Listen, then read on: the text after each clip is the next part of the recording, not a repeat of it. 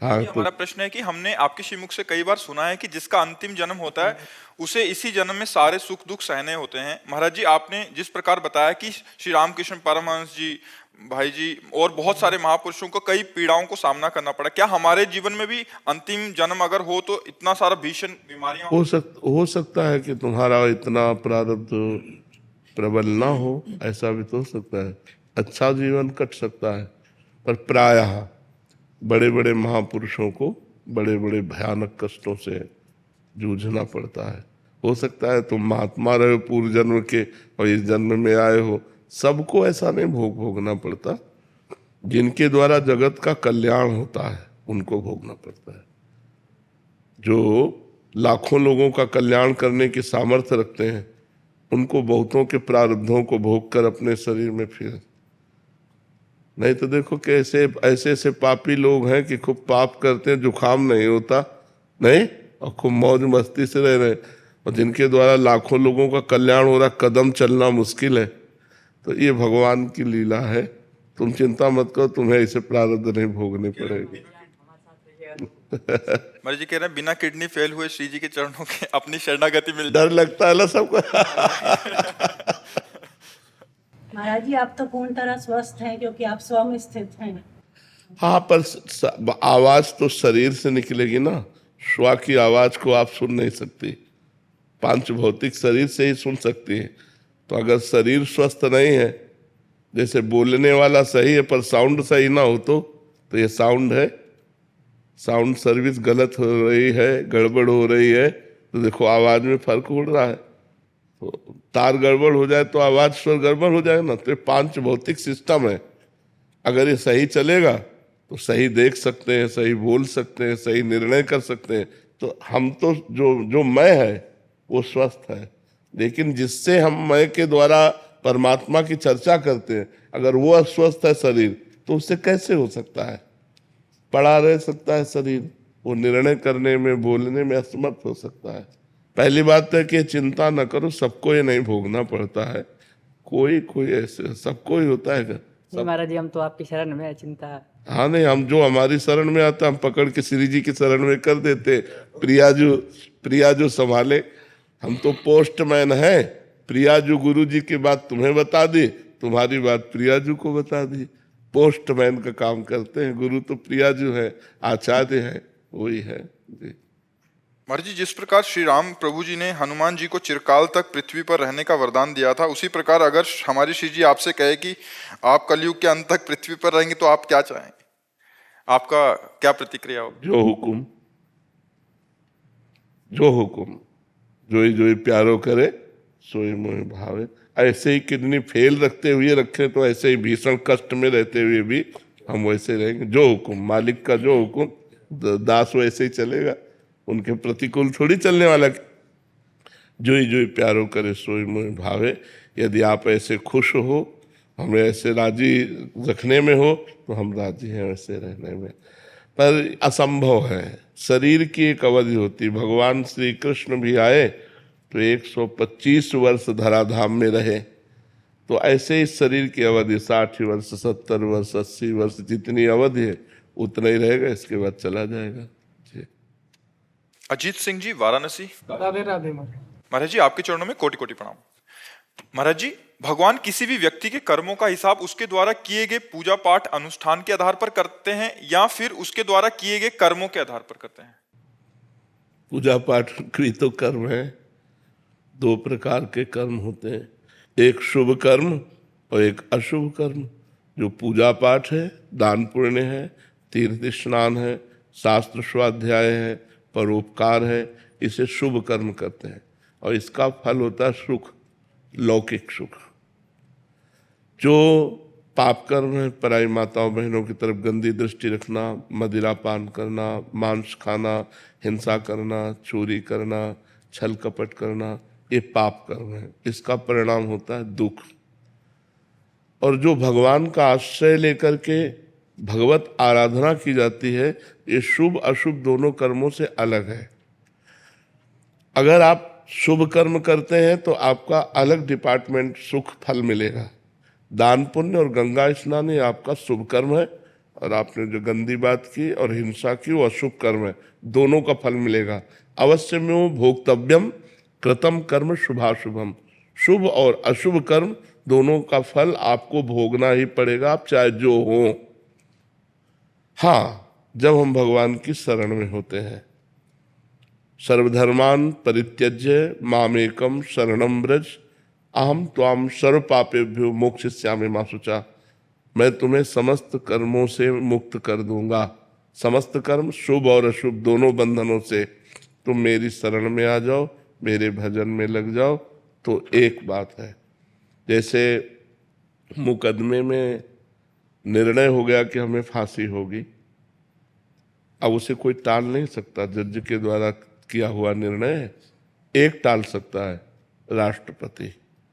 यदि हम उससे प्रार्थना करें और मुझे जीवन दान दे तो दे सकता है। ऐसे ही शुभ अशुभ कर्म के परिणाम में हमें बार बार जन्म मरण, बार बार दुख सुख भोगना ही पड़ेगा। अगर हमें कोई बचा सकता है तो भगवान। तभी भगवान कह रहे हैं सर्वधर्मान परित्यज्य माम एकम शरणम व्रज, तू एक मेरी शरण में आ जा, सब कुछ छोड़कर, मैं तुझे माफ कर दूंगा। तू मेरा भजन कर, मन मनाभो मद भक्तो माद्याजिमाम नमस्कुरु, मेरे को प्रणाम कर, मेरा भजन कर, मेरा चिंतन कर, मैं तुझे पवित्र कर दूंगा।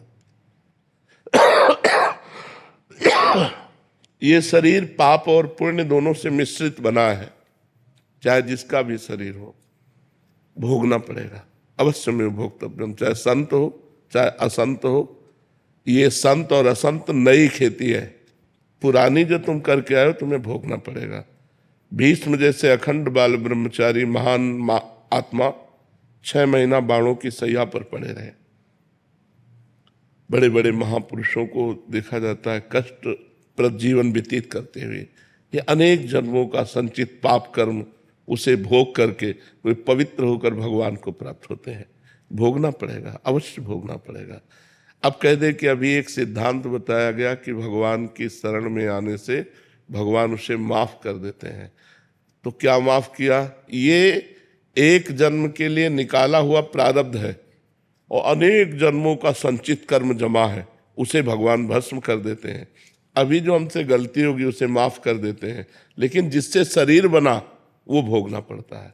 वो शरीर प्रारब्ध भोग से युक्त है, इसलिए प्रारब्ध बड़े बड़े ब्रह्म ऋषियों को भी भोगना पड़ा, बड़े बड़े महात्माओं को भी भोगना पड़ा।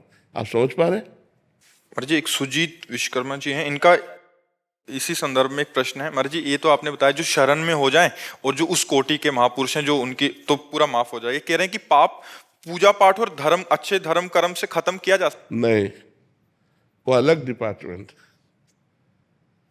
अच्छा कर्म करोगे वो शुभ कर्म होगा, लेकिन उसको नष्ट नहीं किया जा सकता। जैसे ऊपर से हम घास काट लेते हैं तो क्या घास नष्ट हो जाती है? क्या उसकी जड़ नष्ट होनी चाहिए। तो पाप और पाप की प्रवृत्ति दोनों जब नष्ट हो तब माना जाएगा पाप नष्ट हो गया।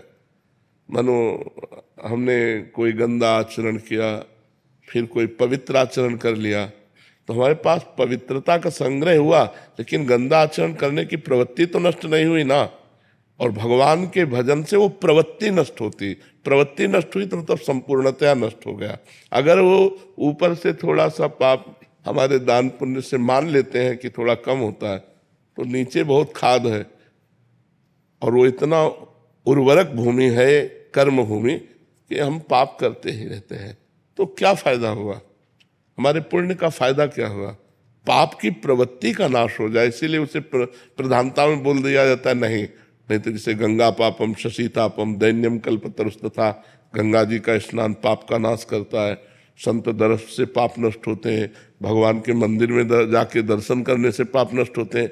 तो क्या हमारा मंगल हो गया? क्या मंदिर में दर्शन कराए, क्या आप संत दर्शन कर रहे हैं, क्या आप गंगा नहा लिए, तो क्या आपका चिंतन परिवर्तित हो गया? क्या कि आपसे अब आज के बाद पाप नहीं होगा?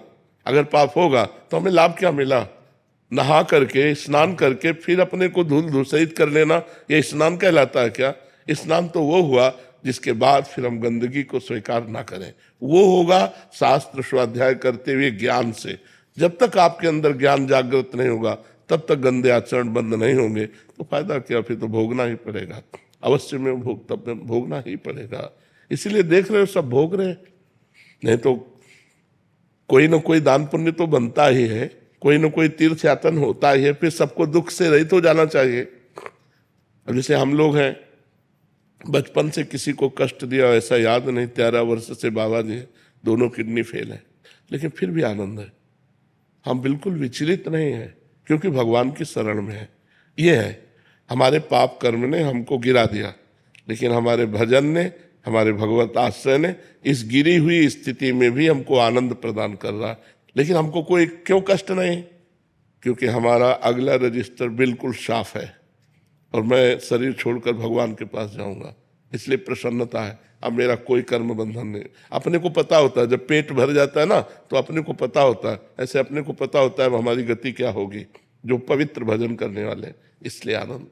इसलिए सबको चाहिए नाम जप करो, कोई पाप आचरण मत करो, क्योंकि हर पाप का दंड जब मिलेगा तो भुगतना बड़ा मुश्किल होता है। अब ये किसी एक पाप का फल है, हमारी दोनों किडनी फेल कर दी गई। गर्भ से ही एक रोग होता है पॉलिसिस्टिक किडनी डिजीज, वो माता से वंशानुगत आता है, तो माता के गर्भ में माता को था, वही हमारे शरीर में आ गया। तो वो कर्म, ऐसी माता मिली, ऐसा रोग मिला, ऐसा भोग मिला।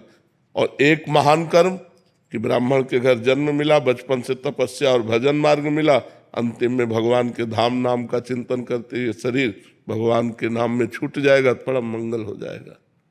तो भोगना तो पड़ेगा भाई।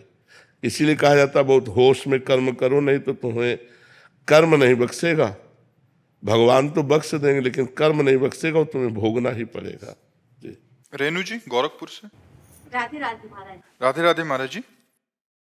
महाराज जी, जीवन में हमें लगता है कि अब सब कुछ ठीक हो गया है, अब हम आश्वस्त होकर जीने लगते हैं, तभी जिंदगी हमें धोखा देती है। महाराज जी, मेरा सवाल है कि क्या हमें नहीं तो सब कुछ ठीक होने में क्या लक्ष्य रखा, रुपया लक्ष्य रखा, समस्याएं को रखा, समाज को रखा, भगवान को रखा क्या?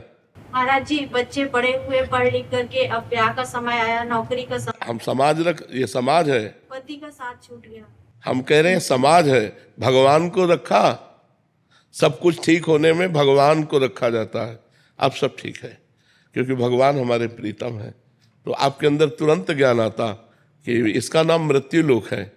पति इतनी ही आयु लेकर आए थे, चले गए, ये भगवान की लीला है। नाम जप, भगवान से यदि अपनापन है तो सब कुछ ठीक है, और यदि भगवान से अपनापन नहीं तो सब ठीक होते हुए भी सब गड़बड़ है, सब गड़बड़ है। सो सब धर्म कर्म जरि जाऊ, जहाँ न राम पद पंकज भाऊ। हम लोग इसी माया को, इसी प्रकृति को अनुकूल देखकर समझते हैं सब कुछ ठीक है, लेकिन वो दाव बदल देगी। जहाँ अनुकूलता को देखकर राजी होगे, तुम्हें राजी नहीं होने देगी, क्योंकि वो चाहती है कि हमें भोग करते हुए हमारे प्रीतम को प्राप्त हो। मायापति कौन है? भगवान है। हम लोग माया को माँ नहीं मानते, माया भोग करके उसके पति बनना चाहते हैं, मायापति बनना चाहते हैं।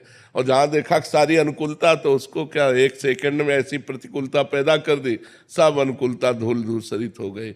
अनुकूलता का तात्पर्य भगवान के हो जाना, अनुकूलता का तात्पर्य भगवान का भजन करना। समय है आपका, जितना समय है मृत्यु लोक में उतना ही रह सकते, इसके बाद ट्रांसफर, शरीर छोड़ो और दूसरी जगह जाओ। इसका नाम पहले सोच लो क्या है, मृत्यु लोक। यहाँ मरोगे, सब मरोगे, हम मरेंगे, तुम मरोगे, सब मरेगा। अच्छा, इसका समय नहीं निश्चित हमारी जानकारी में, लेकिन भगवान के यहाँ से तो निश्चित है ना। कोई गर्भ में मर जाता है, कोई बाल्यावस्था में, कोई यौवन अवस्था में, कोई वृद्धावस्था में। पर हम सब कुछ ठीक है तभी मानेंगे जब आपका भजन हो रहा है और आपका चित्त भगवान से जुड़ा है, तो सब ठीक है। और भगवान से नहीं जुड़ा है तो फिर कहा हनुमंत विपत्ति प्रभु सोई, जब तो सुमिरन भजन न हुई। अगर भगवान से चित्त नहीं जुड़ा तो वही विपत्ति है, वही क्षण, वही सबसे बड़ी हानि है, वही सबसे बड़ा दुख है।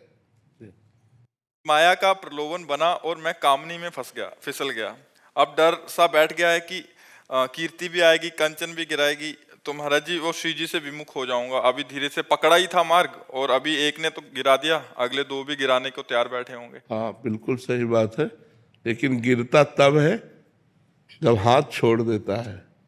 जैसे माँ का हाथ बच्चा पकड़े हो तो गिरेगा नहीं, अगर हाथ छोड़ दे तो फिर गिर जाएगा। भगवान का नाम छूट गया इसलिए गिरा दिया, नहीं तो गिरने के चांस ही नहीं है। गिरता वो है जो हाथ छोड़ देता है, सहारा छोड़ देता है, भरोसा छोड़ देता है, भगवान का आश्रय छोड़ देता है। नहीं तो सीम की चाप सके को तासु, बड़ रखवार रमापति जासु। भरोसा, सुमिरन, तो चश्मा सही, चश्मा सही तो कुछ गड़बड़े नहीं। अब चश्मा भोग रूप रखोगे, किसी माता बहन को देखकर भोग्या रूप से देखोगे तो भ्रष्ट तो हो ही जाओगे। पूज्य रूप से देखो, कभी भ्रष्ट नहीं होगे। तो सब माताएं बहनें हमारी पूज्या है। अगर हम पूज्या भाव से रहे तो कभी कामिनी हमें नहीं गिरा सकती। और दूसरी बात, कंचन श्री जी का सारा वैभव है, हम सब उनके दास हैं, आठों पैर सेवा परिचर्या में लगे, क्या बिगाड़ पा रहा है। कीर्ति, हमें लगता है देश विदेश भी है, भारत में ये नहीं, देश विदेश भी है, क्या बिगाड़ पा रहे। तीन चीजें कंचन कामिनी कीर्ति तब बिगाड़ती है जब हम प्रभु से अलग होते हैं। अगर हम प्रभु में जुड़े हुए हैं तो वही मंगलमय हो जाती है, वही मंगलमय हो जाती है। जननी सम जानो पर नारी, धन पराय बिस्ते बिस भारी। सब माताओं बहनों के प्रति अगर पाणी ग्रहण हो जाए, पत्नी मिल जाए तो सिर्फ उसमें भोग्या भाव रखे, सब में पूज्या भाव रखे। कभी तो यदि हम अपने आचरण ठीक रखें तो कंचन कामिनी और कीर्ति तीनों मंगलमय है, बुरे थोड़ी है। मान लो हमारे पास रुपया आ गया, अब पूरे वृंदावन के संतों को भंडारा पवा दिया, कुछ बिगाड़ा क्या। अब मान लो आप कीर्ति सुन के ही तो आए हो, अगर कीर्ति ना तुम्हारे कानों में पड़ती तो यहां बैठते आके क्या, तो कीर्ति अमंगलमय हुई क्या। अब इसी बात का हम अभिमान कर ले तो हम नष्ट हो जाएंगे। तो अभिमान रहित होकर भगवान की शरण में रहने से कंचन भी मंगलमय, कामिनी भी मंगलमय और कीर्ति भी मंगलमय हो जाती है। समझ पा रहे आप। सागर जी, शिप्रा जी, राधे राधे। राधे राधे महाराज जी। महाराज जी, जीवन में संतोष का अर्थ क्या है?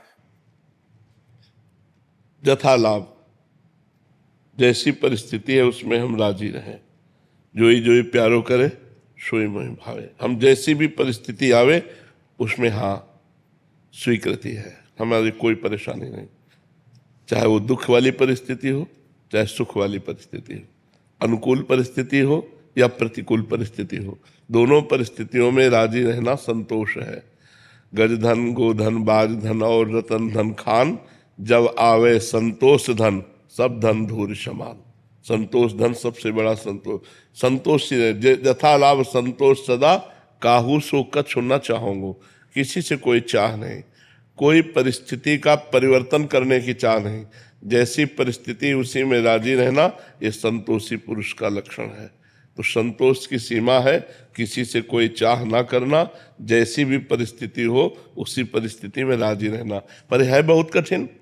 दुख की परिस्थिति में कौन राजी रहेगा, है प्रतिकूल परिस्थिति में कौन राजी रहेगा, अपमान में कौन राजी रहेगा। वही राजी रहेगा जो भक्त है। अगर भक्त नहीं है तो नहीं, राजी नहीं रह सकता। भगवान का भक्त है तो सोचता भगवान ने अपमान दिया है तो कुछ ना कुछ हमारा अमंगल नष्ट होगा। भगवान ने ये दुखद परिस्थिति दी है तो कोई ना कोई अमंगल का नाश होने वाली है, अब हमारा महामंगल होने वाला है। ऐसा भाव विचार ही हमको सहा सकता है कि जैसे अब थोड़ा क्षण रह गया रात्रि का, अभी सुबह होगा, सूर्योदय होगा, अंधकार नष्ट हो जाएगा। तो हमारा जो सुबह होने की आकांक्षा है ये अंधेरे को सहा देगी। ऐसे ही सुख की आकांक्षा दुख को सहा देती। ये दुख आया है, कुछ क्षणों बाद नष्ट हो जाएगा, इसमें भी मंगल विधान है। भगवान कोई न कोई मंगल हमारा कर रहे हैं। तो हमारी जो सहनशीलता है वो धैर्यपूर्वक बनी रहेगी और हम उसको सह जाएंगे। सहनशीलता ही संतोष है। सुख में फूले नहीं और दुख में भूले नहीं। भगवान को कितना भी दुख आवे भूले नहीं, सुख में अहंकार ना करे, धैर्यपूर्वक रहे, यही संतोष।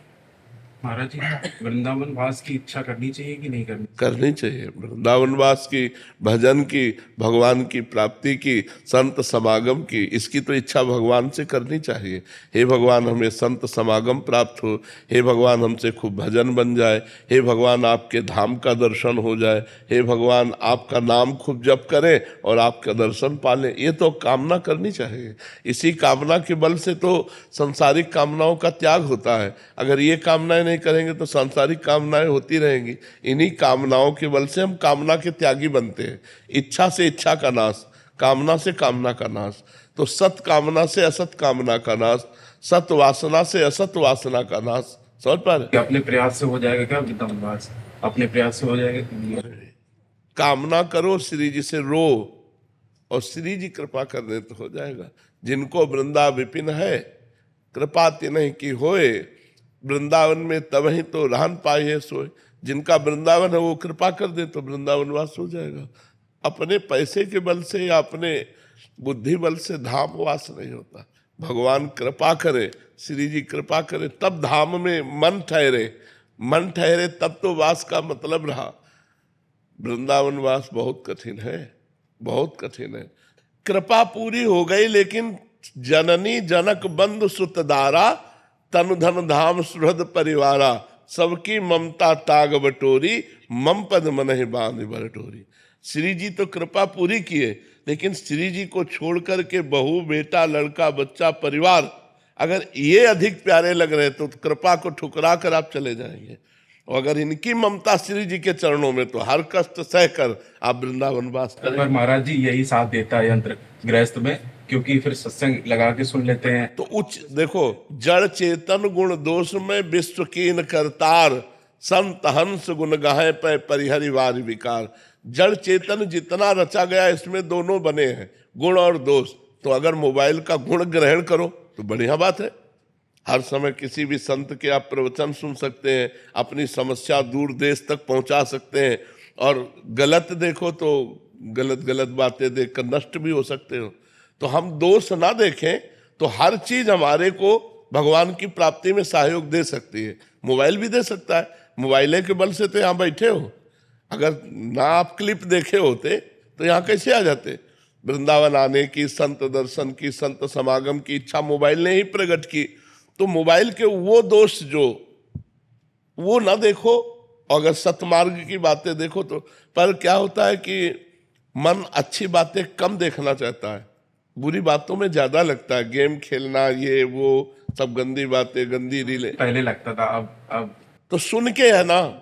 सत्संग का यही प्रभाव है कि कुसंग छुड़ा करके भगवत मार्ग में दृढ़ कर देता है। जी। जैसे आप कह रहे हैं कि आप क्लिप देखकर ही वैसे ही आए। मैं विदेश में रहती हूँ, मनोरंजन की सब चीजें छोड़ दी, कोई टीवी में कुछ नहीं देखते, फिर भी आकर्षण इतना ज्यादा है हर तरफ से। नाम जप करो, नाम जप सारे आकर्षणों को मिटा देगा।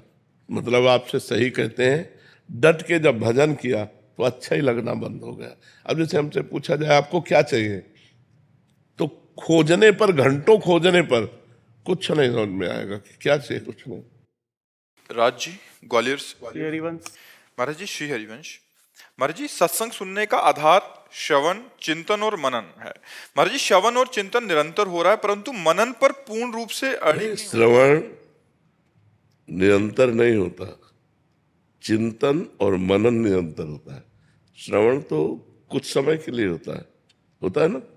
श्रवण निरंतर नहीं होता, श्रवण कुछ समय होता है और उसका चिंतन और मनन ये निरंतर होता है। और उसका भी निरंतर चिंतन मनन नहीं होता, क्योंकि श्रवण जितना किया उसका कुछ क्षण तो चिंतन होगा, फिर विषय चिंतन होने लगेगा। इसलिए हमको नाम लाना चाहिए बीच में, नाम का निरंतर सुमिरन होना चाहिए।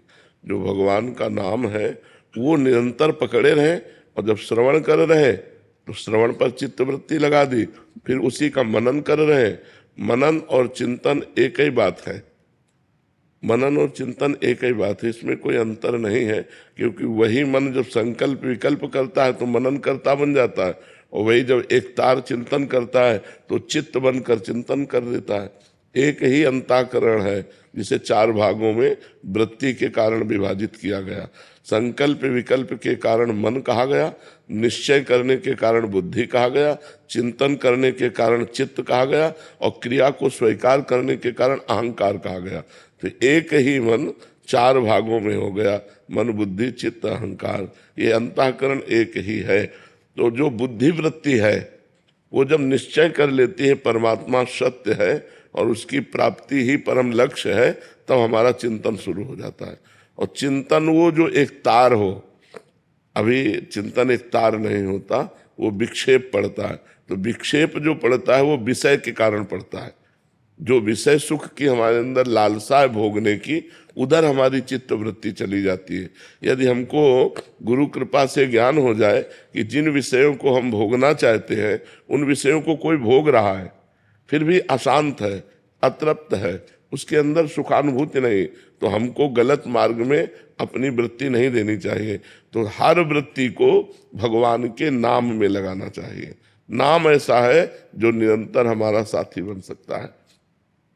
नाम जपते जपते जैसे ही बुद्धि पवित्र होती है तो उसमें ज्ञान के नेत्र खुल जाते हैं। अपने आप असत वस्तु, जैसे नकली नोट उठाने की इच्छा नहीं होगी। अपने को पता है नकली नोट पड़े हैं, उठाने की इच्छा नहीं होगी। ऐसे ये संसार के हर सुख नकली है, माया के द्वारा रचित है, स्वाप्निक है। स्वाप्निक माने नकली ही। उमा कहूँ मैं अनुभव अपना, सत हरिभजन जगत सब सपना, ये स्वाप्निक है संसार के सुख। तो जब ये ज्ञान हो जाएगा, प्रवचन कर लेना, सुन लेना, ये अलग बात है, इसका अनुभव होना, तब हमारा मन इनसे हट करके एक तार भगवान की तरफ जाने लगेगा। तो हमको हट करके नाम जप में निरंतरता बनानी है। बिना हट के मन नहीं मानता है। हमें सुख मिले ना मिले, हमें लाभ मिले ना मिले, हमें शांति मिले ना मिले, हमको हट करके नाम जप करना है। जब ऐसा कोई हठी नाम जप करता है तो नाम जप का फिर अभ्यास बन जाता है।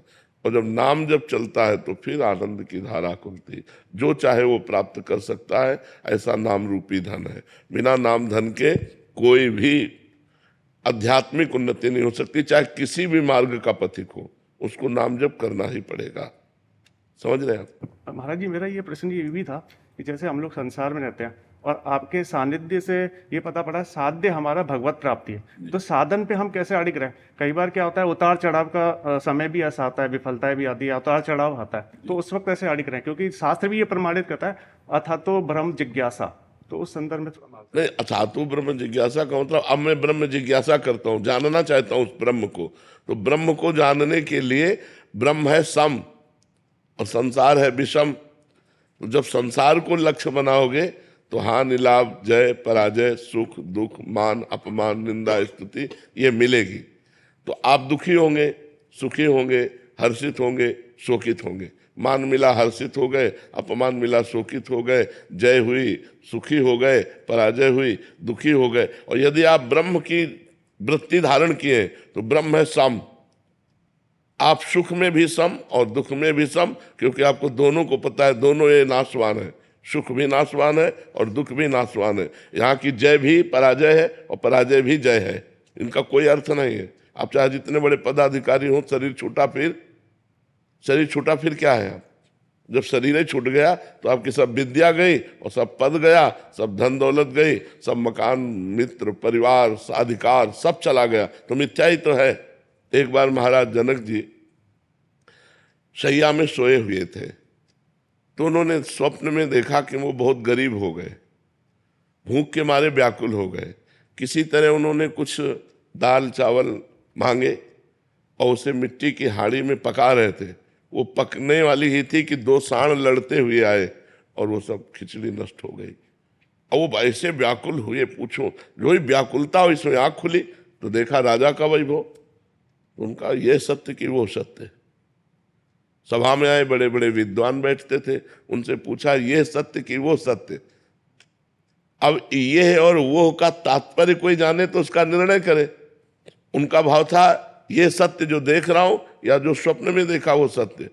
अब बड़े बड़े विद्वान इसका उत्तर नहीं दे पाए। तो महामुनि अष्टावक्र मुनि अभी नवीन अवस्था थी, अपने पिता को मुक्त कराने के लिए राजा के जनक जी के दरबार में आए। सबने हंसी की। तो पहले ही उन्होंने कहा कि हमने तो सुना था जनक का दरबार ज्ञानियों का दरबार है। यहाँ तो हमको सब चमड़े की पहचान और मांस की पहचान करने वाले दिखाई दे रहे हैं। तो उन्होंने कहा कि ऐसा आप कैसे कह सकते हैं? विद्वानों ने कहा। तो बोले हंसे क्यों आप लोग? तो बोले आप 8 जगह से टेढ़े। तो बोले हाँ, हमारे स्वरूप को देखा क्या? हमारे शरीर को देखा तो शरीर में क्या है? चाम, हड्डी, मांस। तो यही चीज देखने वाले आप लोग हो। आप लोग ज्ञानी तो हो नहीं, क्योंकि ज्ञानी स्वरूप देखता है, शरीर नहीं। अब सबके होश उड़ गए कि बालक कोई साधारण नहीं। तो जनक जी से कहा, हाँ जनक बोल, तेरा क्या प्रश्न है? तो उनका ये सत्य कि वो सत्य? बोले ना ये सत्य ना वो सत्य।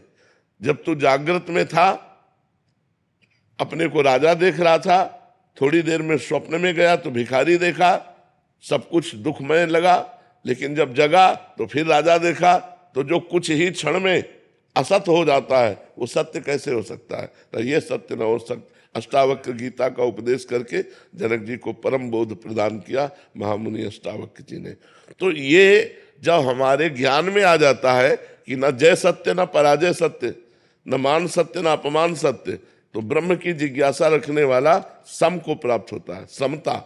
उस समता को प्राप्त होकर के वो समदर्शी महात्मा, चाहे गृहस्थ हो चाहे विरक्त हो, वो महात्मा ही है। वो समदर्शी महात्मा सुख दुख के ऊपर विचरता है ब्रह्म में, ना कि मायाकृत द्वंद्वों में। वो द्वंद्वातीत अवस्था को प्राप्त हो जाता है। अब इसके प्राप्त करने के लिए हम गृहस्थ हैं, हमारे द्वारा सारे कर्म हो रहे हैं, परिवार का पोषण करना, अर्थ की प्राप्ति के लिए प्रयत्न करना, लेकिन ये सब माया का नाटक है, ये जानते हुए। ये सत्य नहीं है। जैसे एक नाटक में थोड़ी देर के लिए तुम राजा बना दिए जाओ, या थोड़ी देर के लिए तुम कोई कुछ भी रोल दिया जाए, तो आपको पता है ये रोल मैं कर रहा हूं, मैं सत्य में राजा नहीं हूं। ऐसे ही आपको पता है मैं आत्मस्वरूप ब्रह्मस्वरूप हूं, मेरा ये कर्तव्य नहीं है। ये जो कर्तव्य हो रहा है मायाकृत है, 3 गुणों के अंतर्गत है, इसलिए वो कर्तव्य करता हुआ भी ज्ञानी अकर्ता रहता है। वो सुख दुख के बीच में रहता हुआ भी वो सुख दुख का भोगता नहीं रहता। पर ये बात केवल प्रवचन से समझ में नहीं आएगी, साधना करनी पड़ेगी। लोक परलोक के समस्त भोगों से वैराग्य, सत असत का विवेक, इंद्रियों का दमन, मन का दमन, तितिक्षा, सहनशील, श्रद्धा, शास्त्र और गुरु के वचनों पर दृढ़ विश्वास, मुमुक्षुता, मैं मुक्त होना चाहता हूं, तब ये ज्ञान टिकता है। जब कठोर नियमों के द्वारा निरंतर ब्रह्माकार वृत्ति संसार के समस्त कार्य करते हुए, अब आप सोचो अपने लोग तो इतना कार्य नहीं जितना राजा जनक जी को कार्य। राजा को कार्य होता है ना। कोई सोचे कि ज्ञानी महापुरुष क्रिया रहित है बाहर से, तो ऐसा नहीं। वो क्रिया परायण होते हुए भी कर्ता भाव रहित है। कोई सोचे भक्ति कैसे हो सकती गृहस्थी में। अम्बरीश जी चक्रवर्ती सम्राट महाभागवत, राजा जनक जी परम ज्ञानी, दोनों, एक महाभक्ति में और एक ज्ञानी में, दोनों चक्रवर्ती सम्राट राजा होते हुए भी अपने कार्य को कर रहे हैं। इसका मतलब है क्रियाएं गुणानुगुण वर्तन्ते मनुष्यापार्थ सर्वसा। क्रियाएं मायाकृत हैं और मैं उसका दृष्टा हूं, मैं करता नहीं हूं। तो कर्ता और भोक्ता भाव रहित महापुरुष ही ज्ञानी होता है, चाहे वो गृहस्थ में हो चाहे वो विरक्त में हो। ये भगवत मार्ग है। इसके लिए जरूरी नहीं कि कपड़ा बदला जाए, इसके लिए जरूरी उद्देश्य बदला जाए, हमारे विचार बदल जाए, हमारा चिंतन बदल जाए। समझ रहे हैं आप? करण जी बठिंडा पंजाब से। राधे राधे। राधे राधे महाराज जी। महाराज जी, जीवन का रहस्य क्या है? भगवत प्राप्ति। भगवत प्राप्ति का स्वरूप है हमारा स्त्री पुरुष भाव मिट जाए, देह भाव मिट जाए और हम जो हैं वो अनुभव हो जाए। आप कै साल के होंगे? 43 साल में 3 सेकंड भी अपने से मिले हो कभी? ईमानदारी से बताओ। यही भूल मिटानी है, यही जीवन का रहस्य है कि 43 साल से इस शरीर में रह रहे हो और 3 सेकंड के लिए भी कभी अपने से बात नहीं की, अपने से नहीं मिले, अपने स्वरूप की तरफ नहीं झांका। यही भूल मिटाने के लिए मनुष्य शरीर मिला है। तुम देह नहीं हो, तुम देहधारी नहीं हो, तुम अव्यक्त चैतन्य घन परमात्मा स्वरूप हो। लेकिन क्या है तुम्हें बोध है? नहीं बोध है। नई जानकारी। इसी जानकारी के लिए हमें मानव देह मिला है, इसी रहस्य के समझने के। या रहस्य रघुनाथ कर बेग न जाने कोई, और जो जाने रघुपति कृपा तो सपने मोह न हो। तो गुरु चरणों का आश्रय लेकर उनके द्वारा बताई हुई साधना जब की जाती है तो ये भ्रम मिट जाता है और जीव परमानंदमय हो जाता है। हमारा स्वरूप ही है भगवान, भगवत स्वरूप जीव है। जो जीव है अयम आत्मा अहम ब्रह्मास्मि, असलियत में। पर हम लोग नकली में फंस गए, अपने स्वरूप को भूलकर स्वाप्निक देह, स्वाप्निक प्रपंच, स्वाप्निक माया सुख, स्वाप्निक उन्नति अवनति, इसी में पूरा जीवन लग गया। फिर जब मर गए सब फिर छूटा, फिर नई योनि प्राप्त हुई। तो मनुष्य योनि मिली है अपने स्वरूप का बोध प्राप्त करने के लिए, भगवत तत्व का ज्ञान प्राप्त करने के लिए, भगवत प्रेम प्राप्त करने के लिए। इसके लिए लग जाओ तो जीवन सार्थक हो जाए। साधन धाम मोक्ष कर द्वारा, पाए न जे परलोक संहारा, सो परत्र दुख पावई, सिर धुनि धुनि पछताए, काल ही कर्म ही ईश्वर ही मिथ्या दोष लगाए। ये मनुष्य शरीर मिला साधना करने के लिए। अब कलिकाल में देखो कैसी बुद्धि भ्रष्ट होती जा रही है कि नए नए बच्चे ब्रह्मचर्य का ज्ञान ही नहीं है। बॉयफ्रेंड गर्लफ्रेंड, गंदी बातें, बेविचार, इसमें फंस रहे हैं। जहां पवित्र आहार, पवित्र विचार, पवित्र चिंतन, वहां अपवित्र आहार, अपवित्र विचार, अपवित्र क्रियाएं नहीं हो रही। अब कैसे हो जानेंगे हमारे मनुष्य शरीर का क्या रहस्य है? वो डिप्रेशन में पहुंचेंगे, आत्महत्या की सोचेंगे, नाना प्रकार के कुमार्गगामी प्रवृत्तियों में फंसकर अपना सर्वनाश करेंगे।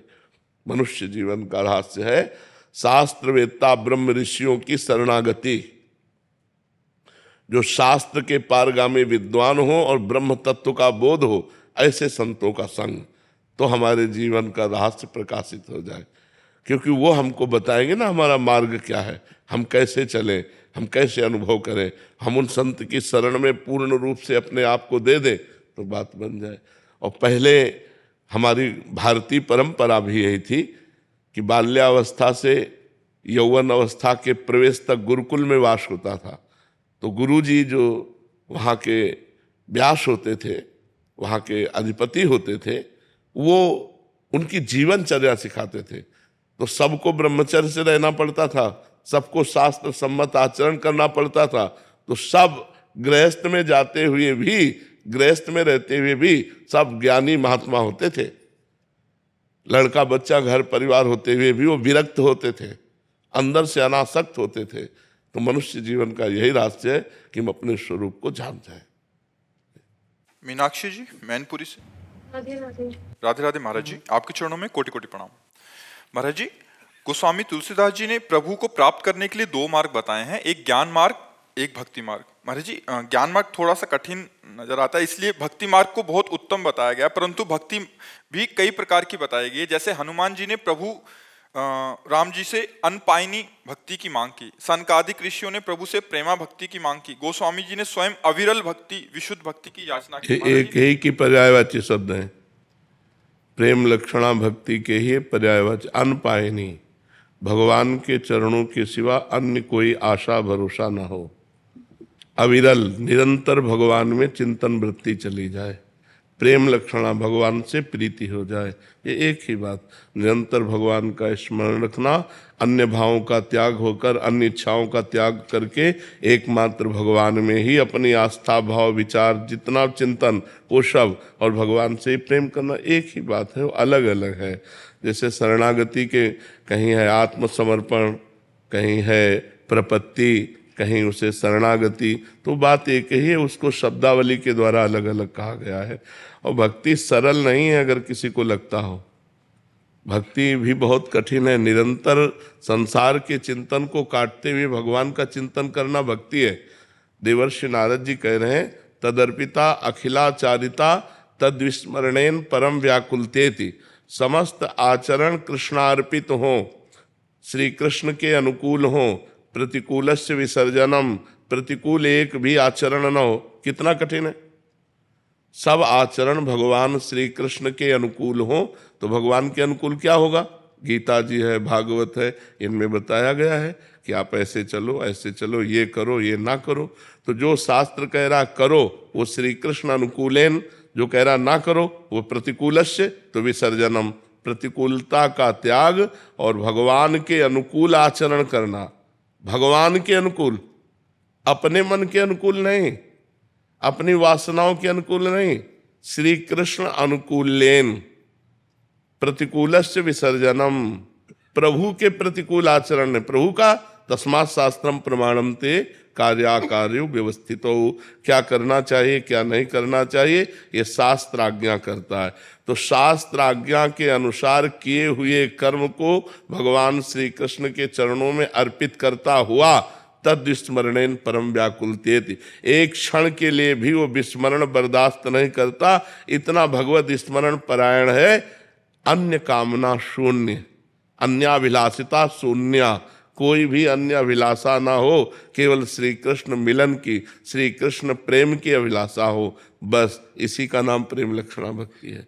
कोई भी आचरण प्रभु के प्रतिकूल न हो, एक भी वृत्ति श्री कृष्ण से विमुख न हो, कोई अन्य चाह न हो, अन्य आशा भरोसा न हो, इसी का नाम भगवान की निरपेक्ष भक्ति है, अनपायनी भक्ति है। शरणागति हुई कि इस भक्ति के लक्षण आने लगेंगे। पहले शरणागति पुष्ट करो, खूब भगवान की लीला कथा सुनो, खूब भगवान की लीला कथा गाओ, खूब नाम कीर्तन करो, खूब नाम जप करो, दूसरे में भगवान की भावना करके सेवा करो, तब ये साधन भक्ति के द्वारा प्रेम लक्षणा भक्ति का प्रादुर्भाव होता है। जी राधे राधे महाराज जी।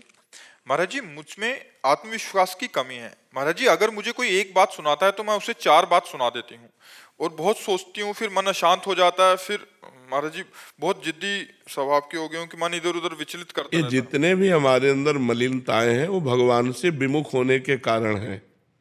अगर हम भगवान के सन्मुख होकर भगवान का यशोगान सुने, भगवान का नाम कीर्तन करें, भगवान की आराधना करें, तो हमारे अंदर दिव्य दैवी सद्गुण आ जाए। ये दैवी संपदा की कोई हमें गाली दे हम मुस्कुरा के चले जाए, ये साधारण क्षमता थोड़ी है।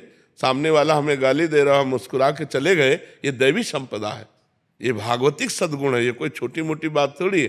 सामने वाले ने गाली दिया, हमने 4 गाली दे दिया है, तो संसारिकता है। तो हमारे अंदर जो संसारिकता है उसको दूर करने के लिए हमें भगवान की शरण में जाना होगा, भगवान की आराधना करनी होगी, भगवान की लीला कथा सुननी होगी, भगवान की लीला कथा का गायन करना होगा। घर में बैठकर 1 अध्याय रोज गीता भागवत का गायन करो, देखो आपकी बुद्धि शुद्ध होती है कि नहीं, आप में क्षमता आती है कि नहीं। अब देखो टीवी के सीरियल और मनमानी आचरण किए जाए और फिर सोचा जाए कि हम दैवी संपदा धारण करें, तो असंभव है।